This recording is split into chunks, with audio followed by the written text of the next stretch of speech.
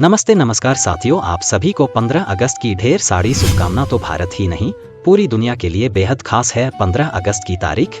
जाने ऐसा क्या हुआ था और भारत में स्वतंत्रता दिवस के अलावा 15 अगस्त को देश और दुनिया में क्या हुआ था।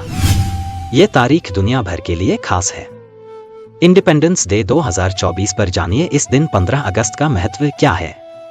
इस लेख में जान ले आज का इतिहास क्या है और आज का दिन सभी भारतवर्ष के लोगों के लिए एक खुशी का त्योहार की तरह मनाते हैं। और देश को आजादी मिलने से पहले अंग्रेज के गुलाम था भारत। और हम आपको बता दें कि आज 15 अगस्त है।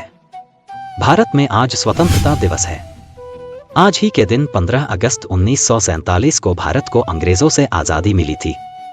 तब से हर साल 15 अगस्त को भारत में इंडिपेंडेंस डे मनाते आ रहे हैं। आज 15 अगस्त 2024 को भारत अपना 78वां स्वतंत्रता दिवस मना रहा है।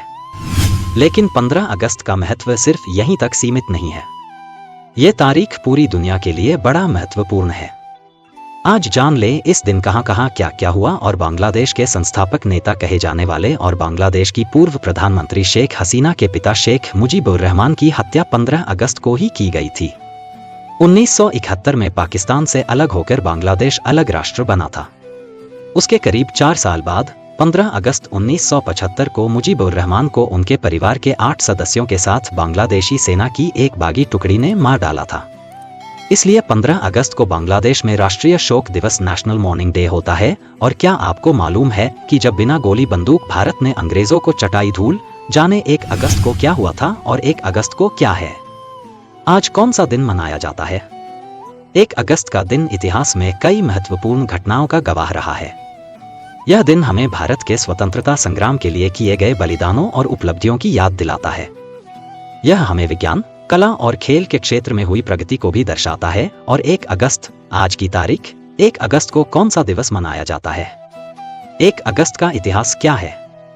भारत और विश्व में 1 अगस्त को क्या क्या हुआ मिलेगी। चलिए शुरुआत करते हैं ये बताने से कि आज देश और दुनिया में कौन कौन से दिन मनाया जा रहा है। आज world wide web day, world lung cancer day, world lung cancer day, मुस्लिम महिला अधिकार दिवस और national mountain climbing day, national mountain climbing day है। अब ये भी जान लें कि इस तारीख में कौन कौन सी बड़ी घटनाएं घटी हैं और स्वतंत्रता दिवस के लिए 15 अगस्त का दिन ही क्यों चुना गया।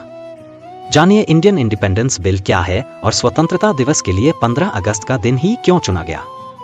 जानिए इंडियन इंडिपेंडेंस बिल क्या है और स्वतंत्रता दिवस के लिए 15 अगस्त का दिन ही क्यों चुना गया। जानिए इंडियन इंडिपेंडेंस बिल क्या है और स्वतंत्रता दिवस के लिए 15 अगस्त का दिन ही क्यों चुना गया। जानिए इंडियन इंडिपेंडेंस बिल क्या है और स्वतंत्रता दिवस के लिए 15 अगस्त का दिन ही क्यों चुना गया।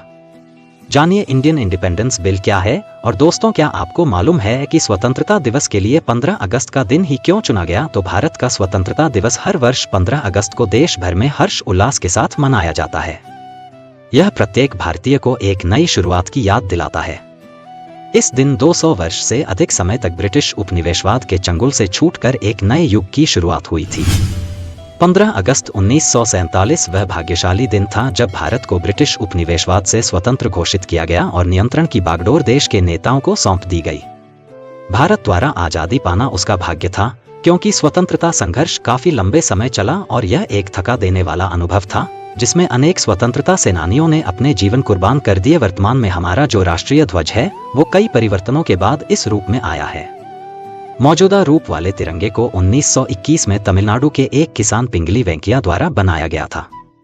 शुरू में ध्वज में केसरिया और हरा रंग ही थे। बीच में सफेद पट्टी और अशोक चक्र का विचार महात्मा गांधी ने दिया था। माना जाता है कि केसरिया साहस और बलिदान का प्रतीक है, हरा विश्वास और शौर्य का प्रतिनिधित्व करता है और सफेद शांति का प्रतीक है। वर्तमान राष्ट्रीय ध्वज को भारत ने 22 जुलाई 1947 को अपनाया था और देश के पहले स्वतंत्रता दिवस पर कोई राष्ट्रगान नहीं था। जन गण मन का बांग्ला संस्करण 1911 में लिखा गया था, लेकिन इसे हमारे राष्ट्रगान के रूप में 1950 में अपनाया गया और महात्मा गांधी पहले स्वतंत्रता दिवस समारोह का हिस्सा नहीं थे। दरअसल 15 अगस्त 1947 को महात्मा गांधी नोआखली, बंगाल, अब बांग्लादेश में थे। वहां वह हिंदू मुस्लिम के बीच उपजे तनाव को खत्म करने का प्रयास कर रहे थे। 9 अगस्त 1947 को वह कोलकाता पहुंचे थे और वहां की बस्तियों में शांति स्थापित करने के लिए काम किया।